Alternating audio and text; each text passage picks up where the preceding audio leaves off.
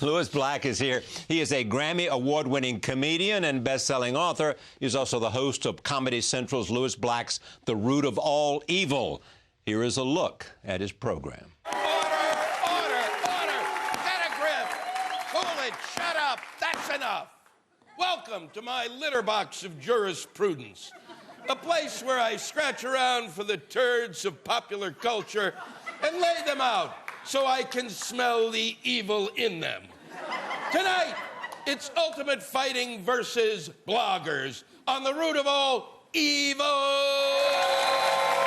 And his new book is called Me of Little Faith. It explores the humorous side of religion. I am pleased to have him at this table. Welcome. Nice to be here. Your hands in prayer. in prayer? Yeah. But standing above the water, and then if you flip it over, I've sunk. It didn't work. It didn't work. No. So why religion for you? It was something I was doing, talking about more and more in my act. It had become, when I do stand-up, I try to take the issue of the day and make it more personal, and so the personal issue was really about it started with gay marriage, because I got these guys and they're pulling the Bible out and they're telling you this is what it says. Yeah, right. And it struck me at one point, finally, it dawned on me, I said, they're reading the Old Testament. They're using the Old Testament. These are Christians using the book of my people, the Jewish people. Not the New Testament. Exactly. The book of their people. You know, if you want to, you figure it out from there. This is our book. I went, the problem is that, that they don't know how to interpret our book. Yeah. And so I started with that, and I kept talking more and more about it, and then they approached me to write about religion. Is it changing there? I mean, there's a lot of talk in this political year that the influence of evangelicals may be less than it was in previous years. It seems to be. I mean, I think there's a pendulum. Yeah. I've lived long enough that the pendulum seems to start here, and it goes to there, and then it hits there, and it comes back. And to me, it's, in essence, the evangelicals went through what college kids my age went through, where we had an inordinate amount of power for a small group of people. It was like stupid, and I think and undeserved. Totally. And I think that the evangelicals, in a sense, had that moment in the sun, and in a sense, they kind of that was the response, and now they've had it, and it's slipping away. But I would think that if you're in comedy, that would be such an easy target, because the characters are there. Oh yeah, they're all there. They've been there for a long time. Some of them are dying, but they were all there, larger than life, in their sins, in their love of God, and everything. But the great thing, but Swaggart really was just kind of raising cash for his own thing. It wasn't like unlike all the rest. Unlike the focus on the family, where they're kind of using it as a political arm. And people like that. Right. I didn't really kind of mind. Swaggart I saw as kind of weird theater. Yes. You could turn him on, and he could babble at a level where he would start at one point, and by the time he was finished, his ability to create no logic was spectacular. Yeah, but somehow, though, he was mesmerizing. He was phenomenal. He was mesmerizing. Well, he's the Jerry Lee Lewis, Exactly. It's the same family. That's right. It was rock and roll. It was the same. It was rock and roll. It was rock and roll. They were like cousins or something. Yeah. Weren't they? And he said, and I quote in the book, it was one of the greatest revelations. The first time I saw him, which is when I really started glomming on, he was sitting on his mother's grave making a pitch for money. Oh, no. And I thought the only thing he could have said would be, I'm sitting on my mother's grave, and we buried her, and she's still alive, and I'll dig her up if we can get $10,000. And then when he said that he wanted, after they had found him with the hooker in the airport, and the whole bust came down, he came on and said that he hoped that God would that the sins would be washed into the rivers that flow into the seas of God's forgetfulness. And I just thought, what a brilliant, great thing. Really, the concept of a forgetting God. Yes. The God that, only, can remember one week. Into the sea of forgetfulness. Really, and that we're the God who, he's got 10 commandments one week and then 7 the next because he can't remember 3.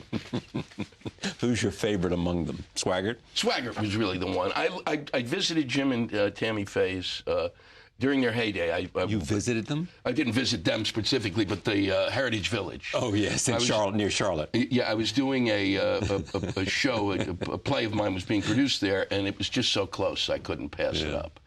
Why did you become a comedian? It was really almost an accident. I was a playwright. I wrote plays for a long time, and I went as and I pursued that and was really pursuing theater. But I always was fascinated by comedy, and from the very time Ed Sullivan, I'd watched that. My parents had some, comedy records. I started collecting comedy records, so that, I was listening to Carlin and Pryor, but also Newhart and Shelley Berman, and I was just fascinated by the form, and I started doing it for fun on the side, to try to figure it out, and then as time rolled out, it became the thing that people they weren't buying the plays. or weren't going to the plays, so maybe they watch. But do you have to have something? If you take all those people you just named and others, people who are there stand up today, is there any common denominator? I think you have to have a point of view that's askew. It's different. I do think you have to have the ability to know when because comedy is based on a tension that's created, and when you release that tension, there's something almost instinctive about that. Right. And intuitive and it's like a born timing. It is a born timing. I mean, I've watched my friends, you can learn it and hone it. Right. But the guys I hung out with in high school and the people that I thought are funny and were the ones who, when you're sitting in a group, and those are the guys who can get it, or the women who can just break the ice. I think, and then the other thing you got to have is a certain amount of. You have to go through the process of really getting in front of an audience and learning. Can you learn that, or do you have to have something that you can build on? I think you have to have something you can build on. But I've taught stand-up, and I think that you can, I've taught really what I consider the experience of stand-up. Right. And my theory is everybody has a funny story to tell, and if you don't, get a new life. And so I basically, and I've gotten people up that I didn't think would be funny, and in that kind of context, they are funny. It's just because all stand-up is really me sitting here with you, and this is our conversation. We can both be funny here, but the comic has to get up and move the 2 feet to be standing up there in front of the table. Because it really is. That's all the difference is that 2 feet. But there's a world between this chair and standing in front of people. You know what amazes me, though? I mean, I don't do comedy, so I don't have a full appreciation of it. Is how much of it's scripted on late night television. It's that important. It's because they're really. They're trying to find, they're trying to write about things that are happening on a daily basis, so it's tough to just be off the cuff about some of this stuff. Right. And then they create these, these things that have become like recurring, like jaywalking. They create these kind of themes that come back. Conan has his. Kimmel has his, Ferguson has his, these things, and you kind of have to write them. It's but each one, if you look at the credits after each of those shows, they're like 10, 15 writers. Oh yeah, and there's nothing more. I'll be honest, because we just finished this show. Root of All Evil. There's nothing more hellish than a writer's room. It's like it really is. Well, take us there. Well, it's usually 8 to 10 people sitting around a table like this. Sitting around a table like this, and you start with the sentence, and I think the punchline should be, and then he ate the rutabaga. And then you'll go, well, I don't know if rutabagas is funny as squash. Tomato might be better. Yeah, exactly. And you go, and then it's like, then you start going back through the logic of the joke. And it's like being in a math class where somebody's looking for the equation. I've had people come up to me on planes who sort of would say, what are you doing? They say, well, I'm working on a stand-up or sitcom in Hollywood. I said, well, what were you doing last year? Oh, I was a senior at Harvard. Yeah. No. Yeah, it's become a thing. I mean, It really wasn't. When I broke into comedy, it was not, it wasn't like, my parents weren't like going, oh, this is great. We're so thrilled. They didn't say, I just got in our Jewish family, we're so proud of little Louis. What does he do? He's a comic. No. Well, it was like my mother said, my parents would say, trying to explain what it is you do to people. She said, I've just said, he's in New York. I'm not even going to tell him anymore. But, you're panicking your parents when you go when all of a sudden you leave theater as a profession, and they're going, now you're going to do this? That's right. I was a serious playwright, and I went over here. Yeah. Give me your sense of who the Giants are and why. You start with Burns and Allen, and Benny, who really creates the pause. I mean, Jack Benny was like, you could just stand there. It's the most extraordinary thing to watch, because every comic, in a sense, hates silence. As much as it's your friend and it's what helps create the laugh, he would just hold it and hold it and hold it. Then you've got Jackie Gleason. You've got the Marx Brothers, who basically pushed the levels of the absurd and language. Even though he didn't do stand-up, you got Chaplin. Yes, and all the guys, Keaton. And it's not really stand-up, but it's kind of the cornerstones of comedy. And there's probably people's names I've forgotten. And then you get into Fred Allen. Jack Parr, in a sense, creates one of my hooks. One of the reasons I kind of got into this is that I used to watch Jack Parr as a kid, and he'd have these people like Henry Morgan on. Oh yeah, he had regulars. He had these regulars, and they just came on and yacked, and I would sit and watch those shows and think, I can do that for a living. I can sit on the couch. I can talk. I know things. I can talk funny. I knew I could talk funny, and that was my first hook. But those guys kind of did it, and then you kind of get into the realm of the stand-ups, and it's Carlin for me who because he the late great. The late great. It was he. Partly it was his. Moving from being straight to, being kind of a straight comedian, had a partner and they did kind of straight up stuff, Jack Burns. He moves from that into this realm of satire, of very cutting, deep, satire with a sense of language. And playing off the news. And playing off of his observations of the way we are and why we do this rather than that, and his and the fact that he did all of it's a massive body of work he left, massive. Oh, I know. And so he was huge for me. Richard Pryor, because he tears down all the walls. Richard Pryor was the best for me early on. Yeah, but there was that whole thing of, character, structure, but yet he had this extraordinary structure, and yet you felt like the guy is doing this off the cuff. You never felt like this was studied, practiced art. If we talk about this, I've never seen, I would just love to see a film, a documentary, just going back through these guys. Yes. And just show the differences and how they did it and what was the structure behind the laugh. Well, let's talk to PBS. I'm trying to get that done. Are you really? Yeah, I've been trying to do something. I'll talk to him in a second. Show you how little power I have. I did something for the History Channel. That's a great idea. Well, I did something for the History Channel where I talked to Carlin and Robin Williams and comics that I know about the idea of comedy, basically, and how really about their history in comedy, and got to ask the questions. It's the kind of thing with comics, if you sat down, it's a lot easier for me to be interviewing a comic rather than being on a plane with George Carlin and saying to him, tell me how you just feel like really. So you feel silly doing it on the plane. But if it has a purpose, then I could ask the questions that I really wanted to ask. Have there been memorable performances for you in which you walked out and said, that's as good as it gets?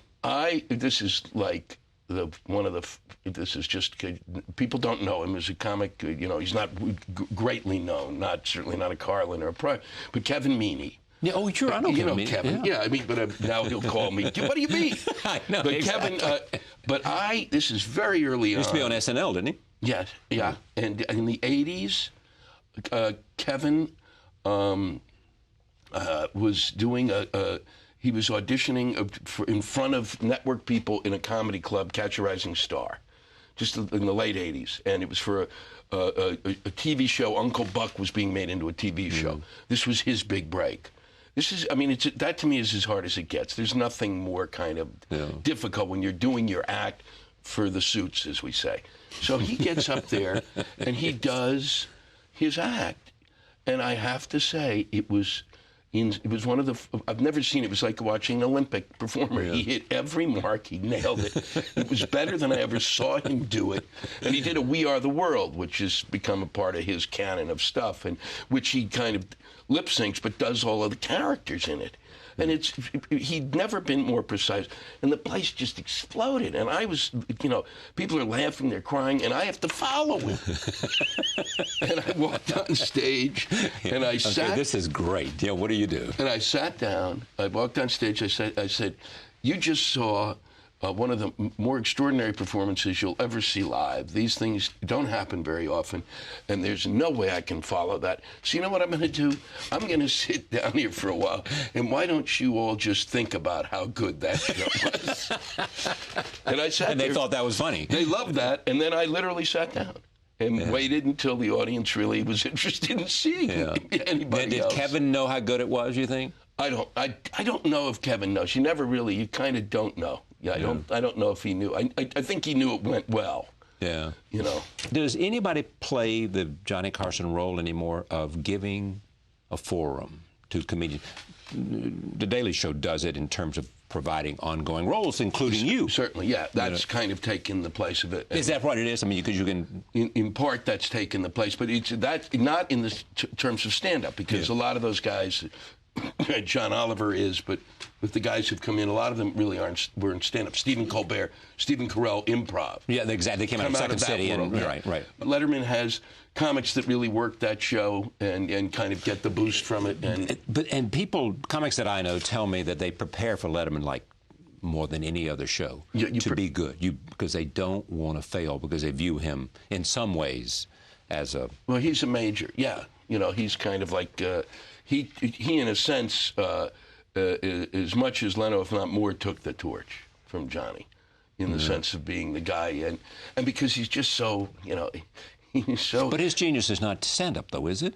I really didn't see him as a stand-up very much. Yeah. I mean, his genius is just that kind of that curmudgeonly... Interesting character who knows how to come at you from askance and get something interesting and funny going. And working in front of him, I did an interview. I was on the show, and I sat down. I just did panel with him, and it was, like, phenomenal, because it was really like he would just kind of toss the tennis ball up, and I'd smack it.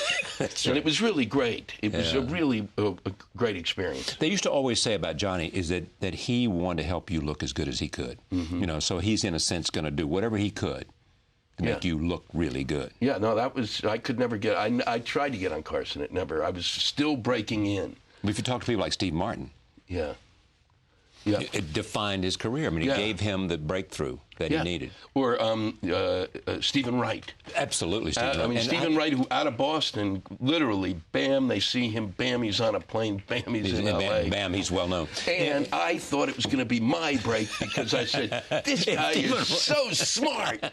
They're going to have to listen to me. They saw Wright, they'll see me. It's great. So I also have a feeling that there is, I don't know where he is now. I haven't seen him in a while. There must be a whole lot of comedians, because these guys, as you mentioned, Rickles, who's different, keep working. They continue to work, even though they're not so visible to those of us. Stephen Wright tours around the country. In colleges and everywhere else. Colleges, performing arts centers. And how much are colleges important for you? They're well, for me, they were the gut of my audience. They're the ones they're the kids who found me. Yeah, they found you and keep you. They found me and kept me. you know, and it's really it's great. Yeah. I'm very lucky. So tell me what the next year looks like. What are you going to do? What kind? I mean, you got the Comedy Central stuff. I've got after this year, I'm just going to lie down, probably on this floor. Right, and I'm not going to not this floor. Not this floor. Oh, you know what you could do? You could just lie over here as I do the interviews, and then when something funny comes up, you could stand up and say, "Can I follow up on that?" You know, or you could give me a grade on whether they had any sense of humor at all. Yeah, or send a note over. That's right. There'd be a hand that would rise out of the black saying, "Take a look at this." You know. What I'm going to do, what I've got a CD that comes out in. This is all I do is promote things now. Right. So I have a CD that comes out in early August. The show will start July 30th, so that's on the air. I'll be in New York for 5 days at Town Hall, and be performing here in October. And I will do a special for Comedy Central, and that's through the 1st of January. And I'll basically probably do 60, 70 shows, 80 shows on the road. And then look at this. Right under your name, it says the New York Times best-selling author. Lewis Black, Me of Little Faith. Thank you. Thank you. It was great. Pleasure. Enjoyed it very much. Thank you for joining us. See you next time.